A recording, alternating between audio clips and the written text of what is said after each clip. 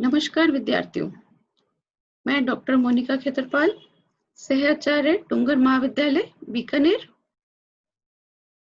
आज आपको मेरे लेक्चर सीरीज के अंदर प्रकाशिकी में स्पेरिकल एब्रिएशन गोलीय विपथन के दोष किस प्रकार से न्यूनतम किए जाते हैं वह बताऊंगी। इससे पहले मैं यह बता रही हूं कि गोलीय विपथन क्या होता है। हम हमारा ये लेंस ले रहे हैं, इसके ऊपर यह किरणें आपतित हो रही है। तो लेंस के किनारों के ऊपर जो किरणें आती हैं उन्हें हम मार्जिनल रेस या सीमांत किरणें कहते हैं। यह अपवर्तन के पश्चात आफ्टर रिफ्रैक्शन यह मुख्य अक्ष के ऊपर एफएम बिंदु के ऊपर आती है। इसी प्रकार जो किरणें प्रिंसिपल एक्सिस के पास होती हैं उनको हम पैरा एक्सियल रेज या उपाक्षीय किरणें कहते हैं। यह जो किरणें हैं यह रिफ्रैक्शन के बाद प्रिंसिपल एक्सिस के ऊपर एफपी पॉइंट के ऊपर आती है। तो हमारे पास जो ऑब्जेक्ट था वो एक पॉइंट की फॉर्म में था, परंतु हमें जो इमेज मिल रही है वो एक फैली हुई इमेज मिल रही है।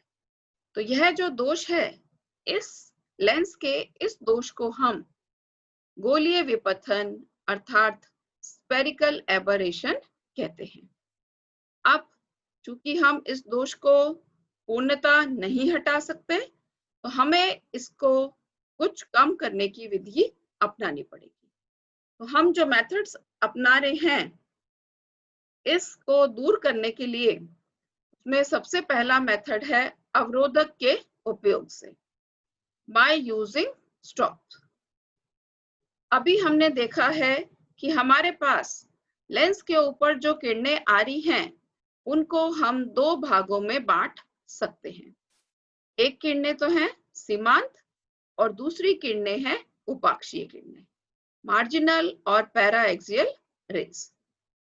तो हम क्या कर रहे हैं, हम हमारा अवरोधक यहाँ पर इस तरह से लगा रहे हैं कि जो कोने पे किरणें थी अर्थात जो मार्जिनल सीमांत किरणें हैं उनको हमने रोक दिया। तो लेंस के ऊपर सिर्फ मेरे पास उपाक्षीय किरणें आ रही हैं। तो यहाँ अपवर्तन के पश्चात मेरा प्रतिबिंब जो बन रहा है वो एफपी बिंदु के ऊपर बन रहा है। इसी प्रकार जब हम स्टॉप को इस तरह से लगा रहे हैं कि हम हमारी मार्जिनल रेस को रोक दें, मार्जिनल रेस को आने दें और पैरा एक्सियल रेस को हम रोक रहे हैं, तो हमारे पास मार्जिनल किरणों की वजह से सीमांत किरणों के कारण जो प्रतिबिंब बनेगा वो एफएम बिंदु के ऊपर बनेगा। तो हमने हमारी या तो सीमांत किरणों को रोक दिया या उपाक्षीय किरणों को रोक दिया, तो मुख्य अक्ष के ऊपर एक बिंदु के ऊपर ही हमें प्रतिबिंब मिल रहा है। जो हम कैमरा काम में लेते हैं, कैमरा के अंदर भी हम इस दोष को कम करते हैं, क्योंकि कैमरा में भी लेंस लगा हुआ होता है और लेंस के अंदर हमने देखा है कि गोलीय विपथन का दोष होता है। तो गोलीय विपथन के दोष को कम करने के लिए हम सीमांत किरणें अर्थात मार्जिनल रेज को रोक देते हैं।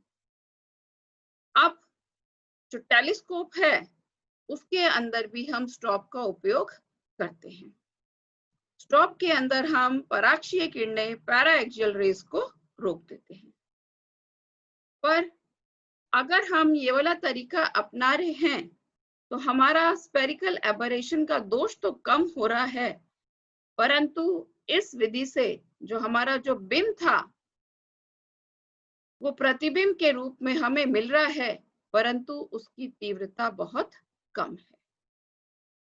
तो अब हम जो दूसरा मेथड काम में ले रहे हैं इस दोष को कम करने के लिए, वो है समतोत्तल लेंस के उपयोग से। प्लेनो कॉन्वेक्स लेंस हमें काम में लेना है।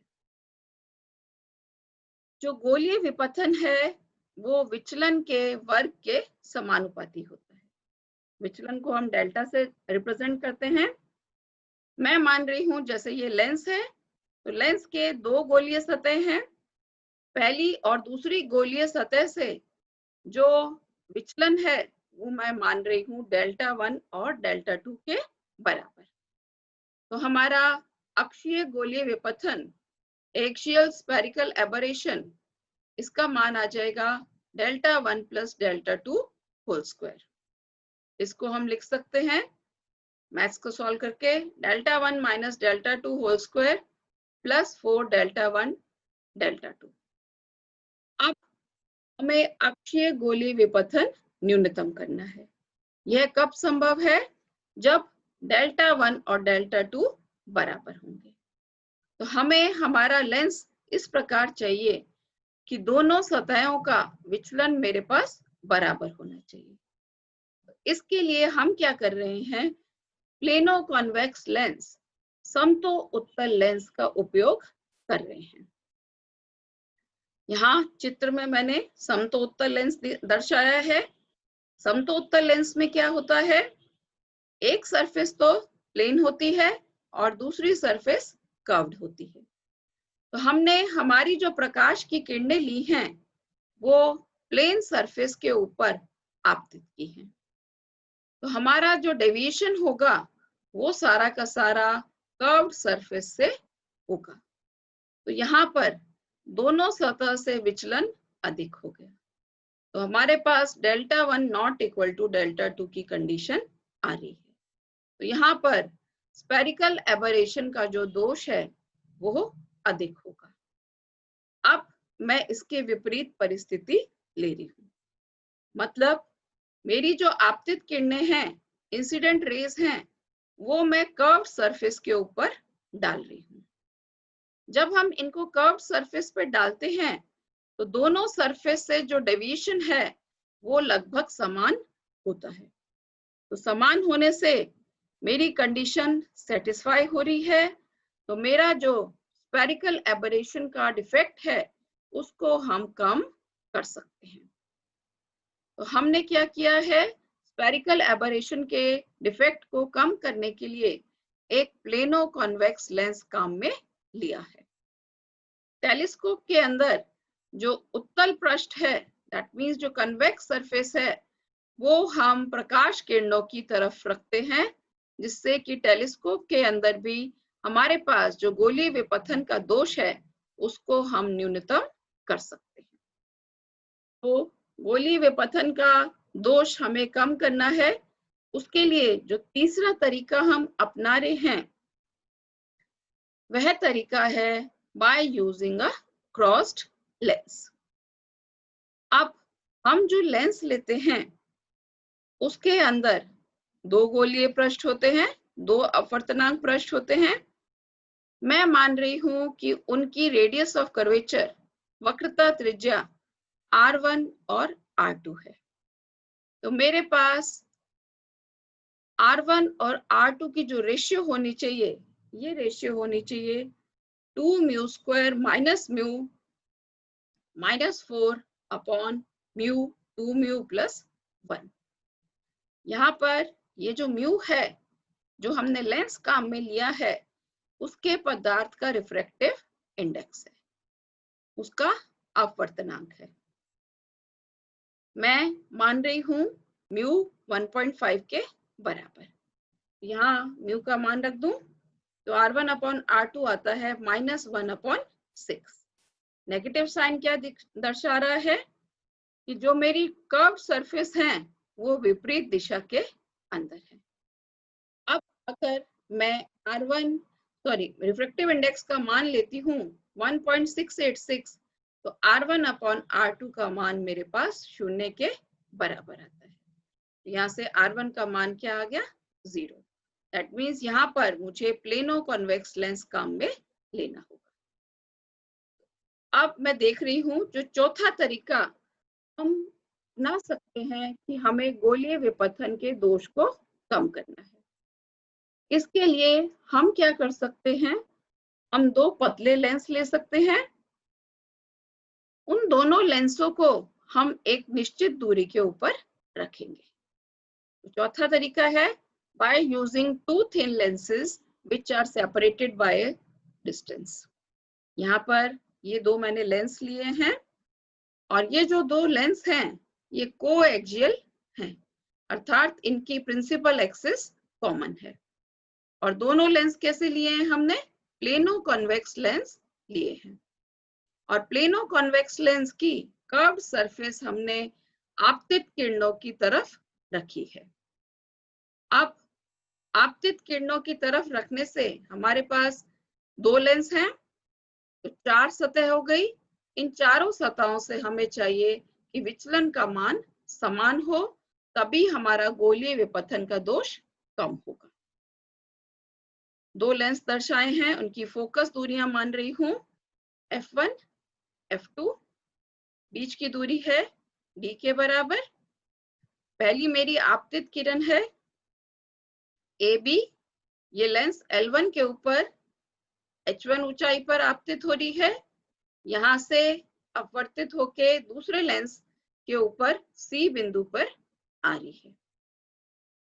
जो पहला लेंस है इसके लिए फोकस हम बनाएं, C बिंदु से इसको आगे की तरफ दर्शा रही हूं F' तक, ऊंचाई है h1। हमें पता है कि विचलन डेल्टा बराबर ऊंचाई बटा फोकस दूरी, तो डेल्टा 1 का मान कितना आ जाएगा? h1 upon f1। अब ये आपतित किरण दूसरे लेंस के लिए आपतित किरण है BC। लेंस पर आने पर यहां से अपवर्तन होगा और चूंकि किरण अनंत से आ रही थी तो यह दोनों लेंसों के संयोजन के फोकस के ऊपर आएगी। फोकस मैंने दर्शाया है कैपिटल F द्वारा। जहां दूसरे लेंस के ऊपर आ रही है यहाँ ऊंचाई मानी है मैंने h2, तो यहाँ विचलन कोण डेल्टा 2 का मान आ जाएगा h2 बटा f2।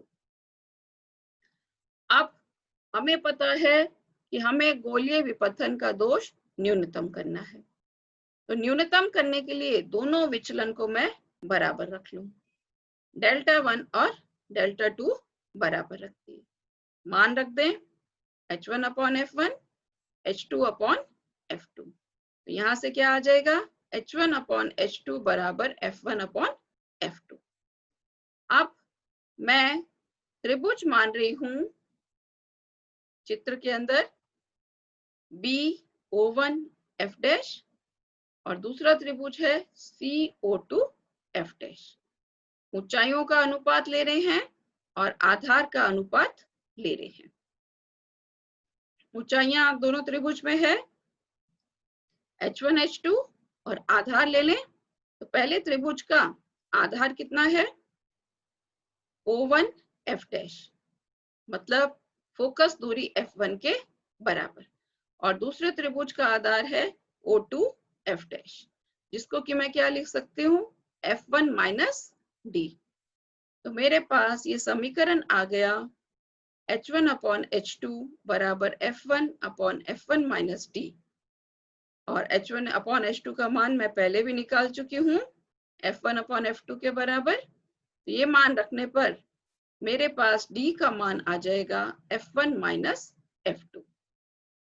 अतः हमने ये जो स्थिति निकाली है, ये कंडीशन निकाली है मिनिमम स्फेरिकल एबरेशन की कंडीशन से। तो मिनिमम स्फेरिकल एबरेशन के लिए हम जो दो प्लेनो कन्वेक्स लेंस लेंगे उनके बीच की दूरी फोकस दूरी के अंतर के बराबर होनी चाहिए, और हमारे पास जो आपतित किरण है वो अधिक फोकस वाले लेंस के ऊपर आनी चाहिए। तो विद्यार्थियों, आज अपन ने देखा कि हम हमारे लेंस के गोलीय विपथन के दोष को किन विधियों द्वारा न्यूनतम कर सकते हैं।